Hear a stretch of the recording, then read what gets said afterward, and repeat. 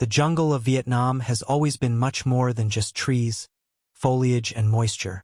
During the years of conflict that marked the 1960s and early 1970s, that vast expanse of rainforest proved to be a silent and relentless adversary for thousands of American soldiers who stepped on its soil for the first time. As the world watched the news about military strategies, territorial advances, and casualties in combat, few knew about the true inhabitants of those dense forests, creatures that tested the nerves of combatants in ways no military training could have prepared.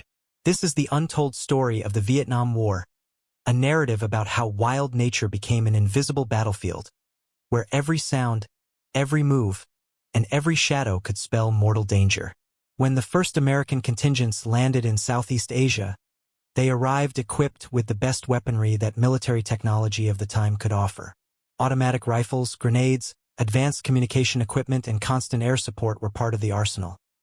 But none of this prepared them to face a 4-meter snake that could attack silently from a tree, or to deal with insects whose bites caused unbearable pain for days on end.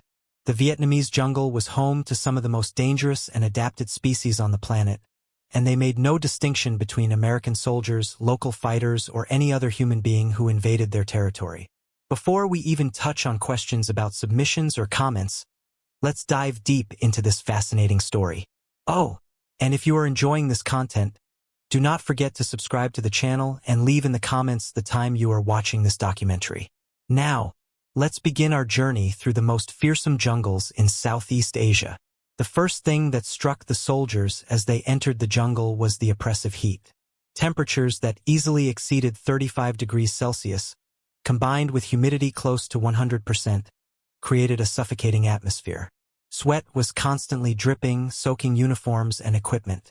But it wasn't just the weather discomfort that worried. That warm, humid environment was the perfect haven for countless life forms that evolved over millions of years to thrive in exactly those conditions. Vietnam's biodiversity is one of the richest in the world, with estimates indicating more than 16,000 different species inhabiting its forests, mountains, and swamps. Among these thousands of species, many possessed lethal natural defenses, developed through eras of natural selection. Snakes were perhaps the most constant and psychologically exhausting terror.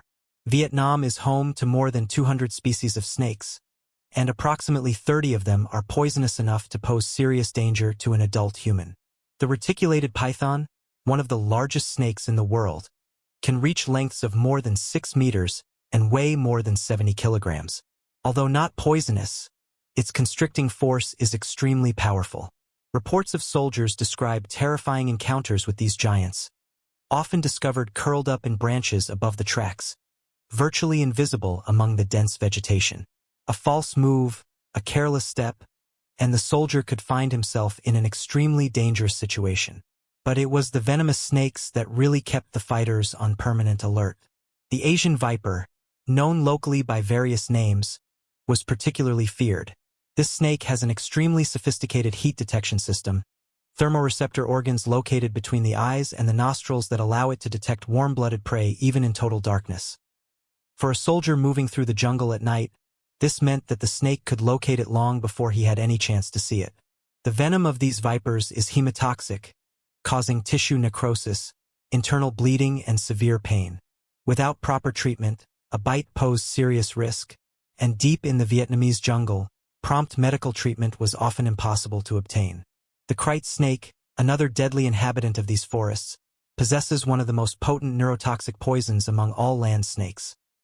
Unlike vipers that cause immediate pain and dramatic symptoms, the bite of a kite can be almost painless initially. Soldiers reported feeling only a slight stinging sensation, ignoring the injury and continuing their missions. But in the following hours, the poison began its silent work, progressively affecting the nervous system. Symptoms included difficulty speaking, trouble swallowing, and impaired breathing. Serious cases could be fatal, especially since in the early decades of the war there was no specific antivenom readily available at military bases. The scavenger snake was another particular challenge. This species has developed the extraordinary ability to project its venom at distances of up to 2 meters, specifically targeting the eyes of potential threats. The poison does not need to penetrate the bloodstream to cause damage. Eye contact results in severe pain, temporary blindness, or in rare cases permanent, and damage to eye tissues. Entire patrols were compromised when team members were hit and needed immediate assistance, while the rest of the group tried to provide first aid in the jungle, always aware that any disruption could compromise the mission. But serpents were only a fraction of the dangers that awaited them. Southeast Asian scorpions, particularly the most dangerous species in the region, were found in abundance. During the rainy season, when underground burrows flooded, these arachnids sought refuge in dry places, often finding their way inside boots, backpacks, and even sleeping bags. Soldiers quickly learned the ritual of vigorously shaking each piece of equipment before use, but even then, the stings happened with disturbing regularity. Tropical scorpion venom contains powerful neurotoxins that cause severe pain, muscle spasms, and difficulty breathing. A young 19-year-old soldier, away from home for the first time, facing not only the fear of combat, but also the constant challenge of being alert to creatures I could barely see. The Asian giant tarantula, with legs that could exceed 20 inches in size, was common in Vietnamese forests. Although their venom is rarely fatal to healthy adult humans, the bite is extremely painful and can cause local necrosis. Soldiers describe waking up in the middle of the night to find one of these spiders walking on their face or chest, the sensory hairs of their legs detecting body heat. The shock and terror of these encounters left deep psychological marks, contributing to the chronic insomnia that afflicted much of the troops. Tropical giant centipedes were equally disturbing. Some species found in Vietnam can reach lengths of 30 centimeters or more, with segmented bodies supporting dozens of chitinous legs. These arthropods are aggressive predators, equipped with venomous forcipules capable of penetrating human skin and injecting toxins that cause intense pain, swelling, and fever. Unlike many animals that avoid confrontation with humans, giant centipedes often adopt aggressive defensive posture when encountered, arching their bodies and preparing to attack. For soldiers already exhausted by days of patrol, hunger, thirst, and constant fear, the encounter with one of these arthropods could be the last straw that broke the precarious mental balance. Land leeches represented a different form of torment, more psychological than physically dangerous, but no less devastating. These creatures are abundant in the humid forests of Vietnam, especially during and after periods of rain. They move through the undergrowth with unsettling determination, detecting exhaled carbon dioxide and body heat from potential hosts at considerable distances. Once they locate a target, they approach with astonishing speed, undulating their ringed bodies. The most disturbing aspect of leeches is their ability to fixate and start feeding without the victim noticing. They secrete natural anesthetics that make the bite painless, and anticoagulants that keep blood flowing freely. Soldiers on patrol often discovered, while taking a break for rest, that they were being affected by leeches.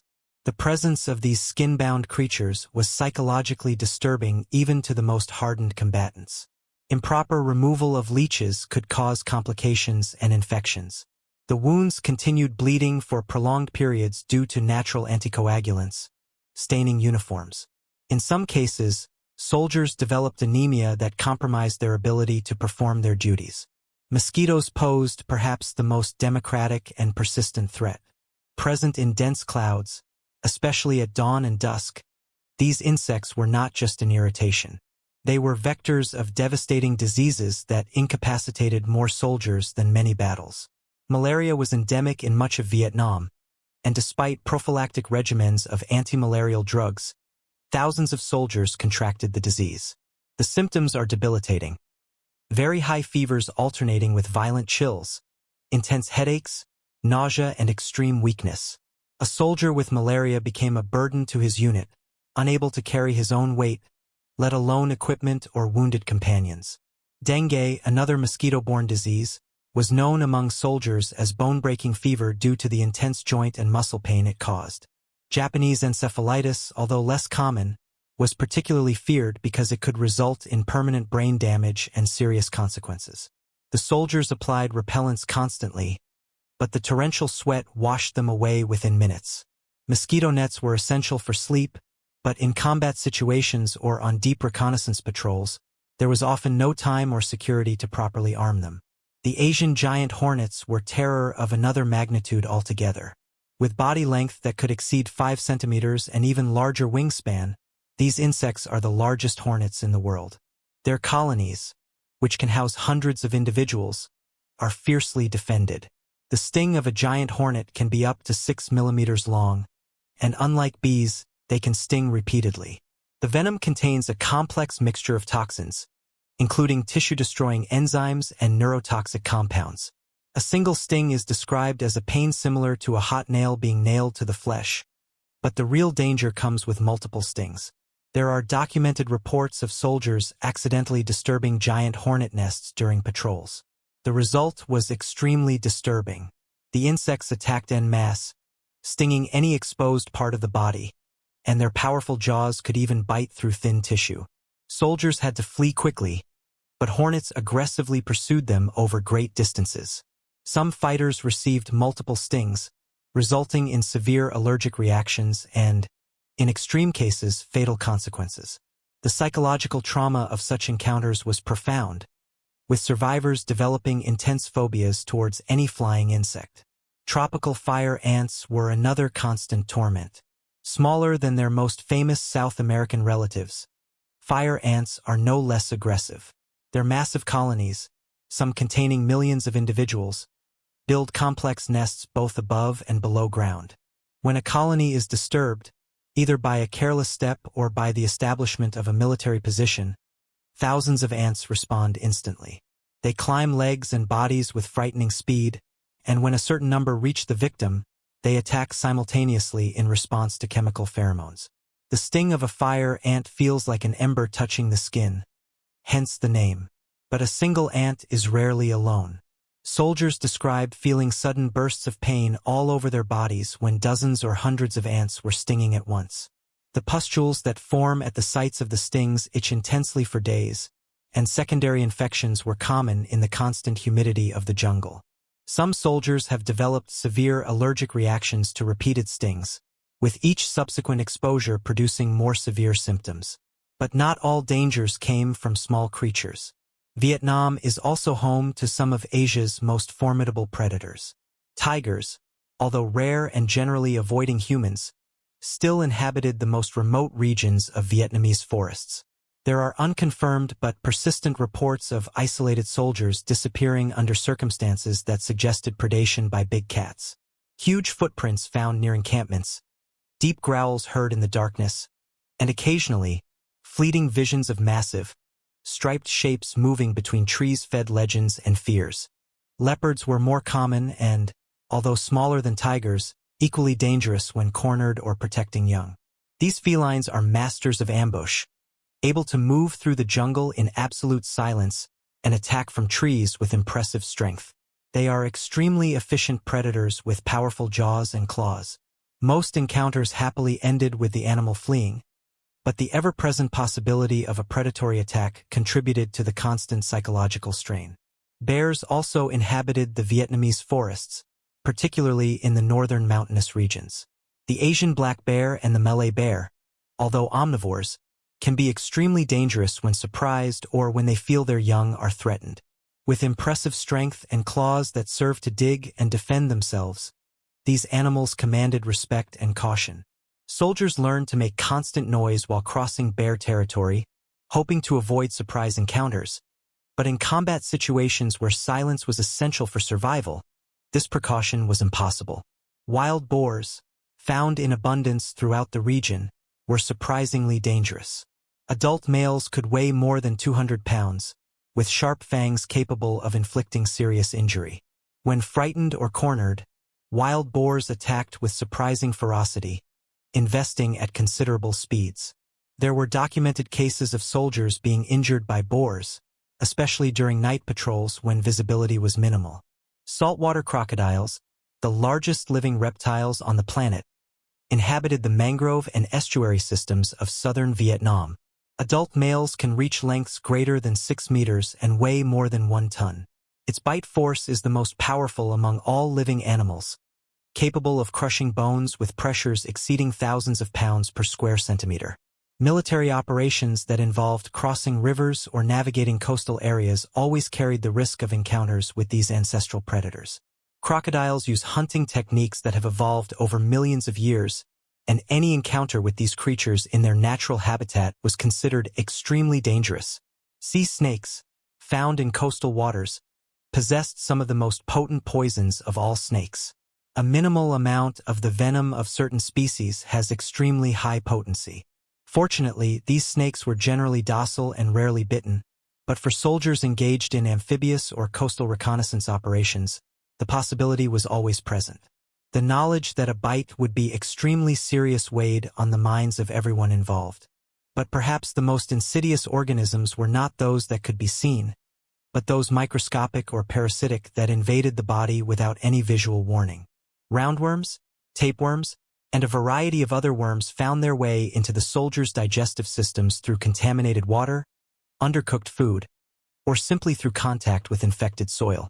These parasites caused chronic diarrhea, malnutrition, severe abdominal pain, and extreme fatigue. A soldier could be technically uninjured in combat, but completely incapacitated by a parasitic load that literally consumed nutrients from inside his body. Schistosomiasis, caused by parasitic worms that penetrated the skin during contact with contaminated fresh water, was another scourge. Soldiers could not simply avoid water. Missions often required wading through flooded rice paddies, crossing streams and rivers, or operating in swamps for days on end. The parasites penetrated the skin without causing immediate pain, then migrating through the circulatory system to reach the intestines or bladder, where they matured and began to produce eggs. Symptoms could take weeks to manifest, but when they did, they included blood in the urine, severe abdominal pain, and progressive damage to internal organs. Fungi thrived in the hot, humid environment. Ringworm, fungal infections of the feet known colloquially as athlete's foot, afflicted virtually every soldier at some point.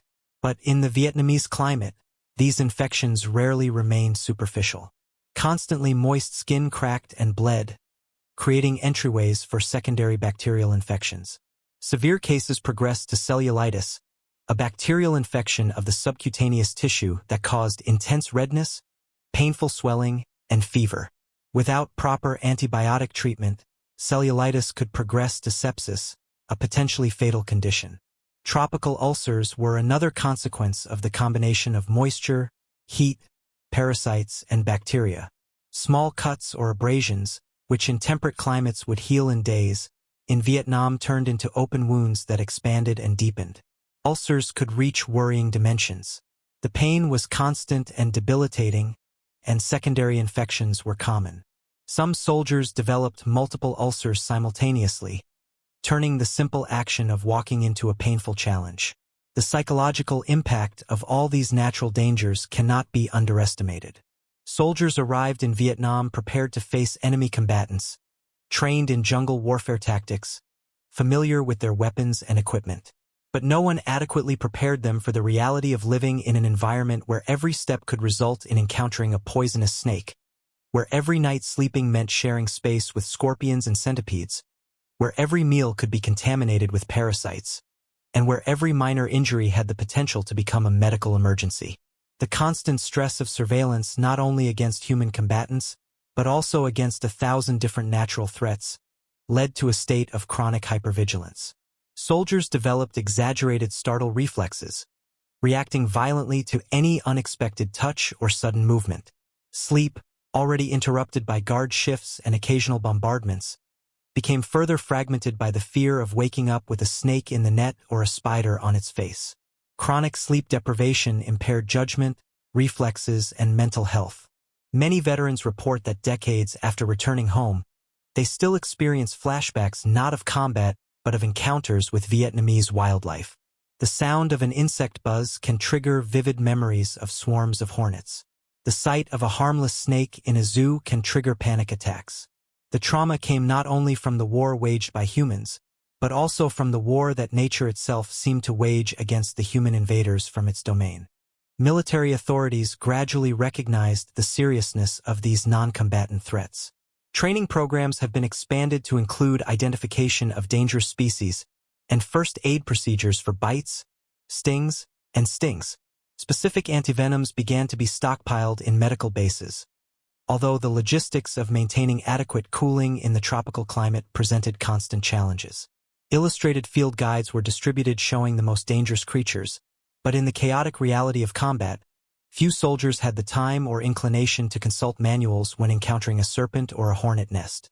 Some veterans have developed a paradoxical fascination with Vietnamese wildlife.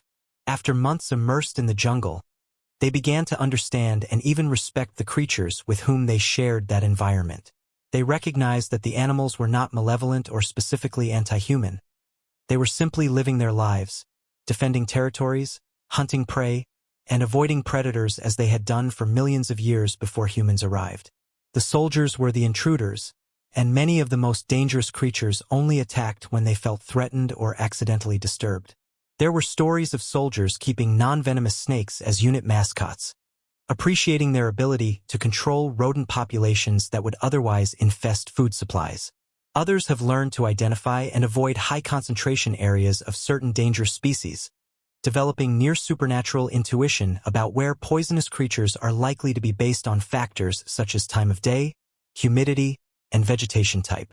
This practical ecological knowledge has saved countless lives. The local Vietnamese populations, who had coexisted with this fauna for generations, possessed deep knowledge that could have been invaluable. They knew which plants to apply in snake bites to slow down the absorption of the venom, which areas to avoid during certain seasons when specific animals were most active, and how to move through the jungle in a way that minimizes dangerous encounters. Unfortunately, the nature of the conflict often prevented the effective transfer of this traditional knowledge to foreign military forces. As the war progressed and more soldiers rotated through Vietnam, the collective body of knowledge about how to survive not only combat, but also the jungle itself, expanded. Experienced veterans would pass tips to novices, teaching them to always check boots before putting them on, to never sit or lean on fallen logs without first inspecting them carefully, to avoid standing water whenever possible, and to recognize warning signs of various dangerous species. This practical knowledge, passed from soldier to soldier, probably saved as many lives as formal combat training. The Vietnamese experience has also had a lasting impact on how military personnel from around the world approach training for tropical environments. Understanding that biological threats can be as crippling as enemy combatants has led to the development of comprehensive tropical medicine programs, better personal protective equipment, and more sophisticated protocols for preventing and treating wildlife-related diseases and poisonings. Scientists, both during and after the war, conducted extensive research on Vietnamese fauna. New antivenoms were developed, more effective insect repellency methods were created, and improved medical treatments for tropical conditions emerged. Ironically, one of the unintended consequences of the war was a significant advance in scientific knowledge about the ecology and biology of Southeast Asia. Military researchers have documented species previously unknown to Western science, contributing to the taxonomy and understanding of regional biodiversity. The conflict also highlighted the fragility of those ecosystems. The extensive use of herbicides, intense bombardments, and movement of huge military contingents through sensitive habitats have caused devastating ecological damage. The same animals that terrorized soldiers were themselves being threatened by the massive destruction of their habitats. Decades after the end of the war, conservation efforts are still struggling to restore damaged ecosystems and protect endangered species. For the soldiers who served in Vietnam, the memories of the wildlife remain vivid. Veterans describe recurring dreams not of combat, but of being chased by snakes or attacked by swarms of insects. Some have developed long-lasting phobias, unable to tolerate even harmless insects in their homes decades after returning. Others remain fascinated by the region, some even returning as tourists, eager to revisit that land that marked them so deeply, this time as peaceful observers of extraordinary nature rather than combatants. The narrative of the Vietnam War often focuses on military strategies, government policies, domestic protests, and combat trauma. All of this is legitimately important and deserves historical attention. But by ignoring or downplaying the role that nature itself has played, we lose a critical dimension of the experience lived by those who have been there. For many soldiers, the Vietnamese jungle and its inhabitants represented an enemy as constant and ruthless as any human military force. This story also reminds us of the incredible adaptability and resilience of both humans and nature. Soldiers learned, adapted, and survived in a fundamentally alien environment for them, developing coping strategies and real-time practical knowledge. Jungle creatures continued their existences, largely indifferent to the human conflict going on around them, responding to invaders as they would respond to any potential threat, with the defenses that millions of years of evolution provided them. There are profound lessons here about humility and our relationship to the natural world. In spite of all our advanced technology, superior weaponry, and sophisticated military organization, humans are still vulnerable to the forces of nature. A meter-long venomous snake does not care how many stars are in its victim's uniform. A mosquito carrying malaria does not recognize geopolitical boundaries. The jungle does not take sides, does not favor ideologies. It simply exists, and everyone who enters its domain must accept its rules or pay the price. This understanding was perhaps the most valuable gift that the Vietnamese jungle offered to those willing to receive it, the awareness that humans are part of a larger ecological system, not separate from or above it. That our complex technologies and societies do not isolate us from fundamental biological realities. That nature deserves respect not because of romantic ideals about preservation, but because it is genuinely powerful and can be genuinely dangerous when not respected. For American soldiers in Vietnam, this lesson came at a terrible cost. Thousands suffered debilitating illnesses, painful poisonings, and lasting psychological trauma from their encounters with wildlife. But those who have survived often carry this understanding as something precious, a knowledge acquired through direct experience and real suffering. They know, so that those who have never been there cannot fully comprehend, that the natural world is simultaneously magnificent and terrifying, beautiful and brutal, worthy of admiration and cautious prudence. As we end this journey through the Vietnamese jungle and its most fearsome inhabitants, we are left with deep appreciation for the complexity of that conflict and the multiple layers of challenge faced by those who served. The traditional history of the Vietnam War is important and must be told and retold. But alongside her, there must be room for these narratives about snakes and scorpions, about malaria and tropical ulcers, about the constant fear that every shadow in the jungle could hide deadly danger. These stories honor the full experience of veterans, recognizing not only their courage under fire, but also their resistance to facing enemies that could not be traded, intimidated, or defeated with conventional military tactics. They remind us that war is always more complex, more chaotic, and more humane than any historical summary can fully capture. May we learn from these experiences. May we approach both the natural world and human conflicts with greater humility, greater preparation, and greater understanding of the unforeseen consequences that always accompany large-scale human actions. And may we honor those who have faced not only the horrors of war, but also the terrors of the jungle, recognizing their sacrifice and their stories in all their fullness and complexity. May the Lord God, in His infinite wisdom and mercy, bless all those who have served, who have suffered, and who carry these memories. May He grant peace to those still struggling with trauma, healing to those still suffering from tropical diseases contracted decades ago, and recognition to those whose stories have never been fully told. May we always remember that every life is precious, every experience is valid, and that true understanding requires that we hear every voice and every story, even those about enemies who crawled, flew, and swam instead of marching.